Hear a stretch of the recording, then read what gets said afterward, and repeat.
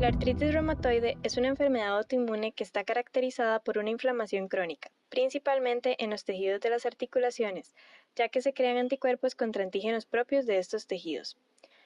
Tiene gran prevalencia a nivel mundial, ya que se presenta de 0.5 a 1% de la población adulta, siendo afectadas 3 mujeres por cada hombre. Dentro de los síntomas característicos se encuentran pérdidas de peso, líbido y función, anemia, fatiga, dolor y rigidez articular matutina. Las deformaciones empiezan en las articulaciones metacarpofalángicas, interfalángicas proximales y en la rodilla. Es común observar otro tipo de padecimientos relacionados con problemas cardiovasculares en mucosas como en los pulmones, tracto gastrointestinal y boca y alteraciones psíquicas. En sí, las manifestaciones clínicas dependen de la etapa de la enfermedad. La sinovitis aparece progresivamente y en etapas tardías se puede presentar deformaciones características como por ejemplo la deformación tipo cuello de cisne, la deformación Z en el dedo 1, deformaciones en pies y tobillos y por último se observan nodos reumatoides en los dedos. El diagnóstico se basa en los síntomas, pruebas de laboratorio y radiografías. Su principal diagnóstico se basa en los criterios propuestos por la Liga Europea contra el Reumatismo y el Colegio Americano de Reumatología, los cuales son los siguientes. Afectación en las articulaciones grandes como hombro, codo, cadera, rodilla y tobillo. Afectación a pequeñas articulaciones. Análisis serológicos de factor reumatoide y anticuerpos contra péptidos anticitrulinados, reactivos de fase aguda y duración de los síntomas.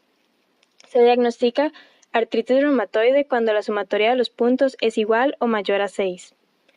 Además de los criterios dados, se puede utilizar la radiografía para diagnosticar. Las principales alteraciones observadas son inflamación de tendones, ligamentos e inserciones, osteopenia, disminución del espacio articular, erosiones, congruencia articular y quistes subcondrales. Con respecto a las pruebas de laboratorio, el recuento de leucocitos debe ser menor a 2.000 células por microlitro en un cuadro no inflamatorio, mientras que en artritis el recuento de leucocitos puede ser de 5.000 hasta 50.000 células por microlitro de líquido sinovial. Muchas enfermedades pueden asimilar los síntomas de la artritis reumatoide. Las más comunes corresponden a osteoartritis, gota, pseudogota, artritis psoriásica, lupus eritematoso sistémico, polimialgia reumática y algunas infecciones. El mecanismo de la patogénesis no está definido, sin embargo, las hipótesis presentan elementos genéticos y ambientales. Pero en sí, ¿cuál es la respuesta inmune que observamos? En el organismo hay presencia de anticuerpos IgG e IgM contra los péptidos citrulinados, que son productos de la degradación de aminoácidos. En el líquido sinovial hay presencia del factor reumatoide, el cual es una inmunoglobulina IgM o IgG que reconoce epítopos de la porción Fc de otras inmunoglobulinas G. Los anticuerpos se unen y forman complejos inmunes que se depositan. Cuando el sistema inmune detecta estas proteínas, se producen más anticuerpos contra estas y activa otras células inmunes como linfocitos Th17, los cuales se infiltran en la membrana sinovial, secretan interleucina 17 e interaccionan con células dendríticas, macrófagos y linfocitos B por medio del receptor CD80-86. Como aumentan los niveles de células B y T activadas y anticuerpos, se intensifica la permeabilidad del sinovio y hay más entrada de agentes del sistema inmune. Las células inmunes se unen a los anticuerpos y modifican las propias proteínas en el cartílago, hueso y sinovio. Esto genera una respuesta inflamatoria que induce otras células inmunes como macrófagos, neutrófilos, osteoclastos y monocitos. Estos últimos se diferencian en macrófagos. Las células inmunitarias liberan citoquinas como TNF-alfa, interleucina 6 e interleucina 17. El daño causado por la inflamación puede producir una nueva exposición a los propios antígenos y se continúa el ciclo. Conforme la enfermedad progresa, las células dendríticas siguen presentando antígenos y activando otras células. Los linfocitos B se infiltran en la articulación, proliferan y producen anticuerpos y otros factores que amplifican la respuesta inmune. También proliferan fibroblastos, como lo son los sinoviocitos, los cuales pueden expandirse hasta la superficie del cartílago y cicatrizar. Además, el hueso se erosiona por la presencia de los osteoclastos. El tratamiento de primera línea para todos los pacientes de artritis reumatoide son los fármacos, fármacos antirreumáticos modificadores de la enfermedad, los cuales son capaces de cambiar la respuesta inmune e inflamatoria que se presenta. encontramos aquellos de primera línea como el metotrexato.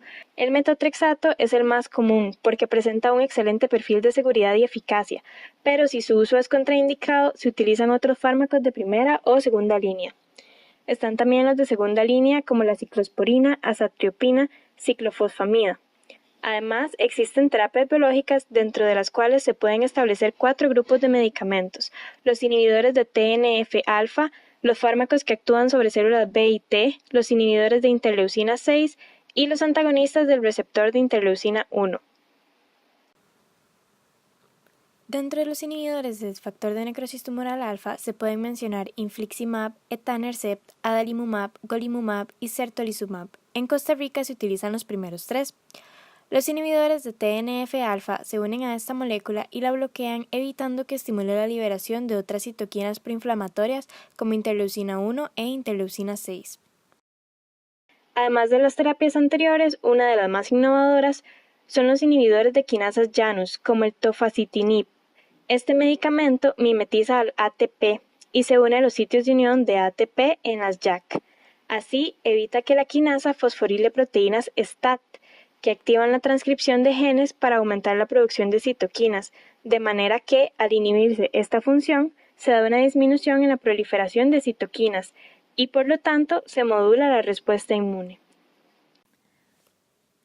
Con respecto al pronóstico, los pacientes con artritis reumatoide que presentan un peor pronóstico son las mujeres, las personas con depresión, la presencia de altas cantidades de factor reumatoide o cuando hay más de 20 articulaciones inflamadas y aquellos pacientes con un diagnóstico y tratamiento tardío.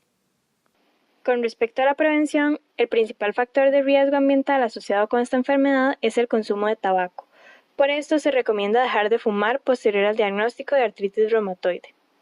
Un tratamiento temprano también es importante para evitar gran daño articular.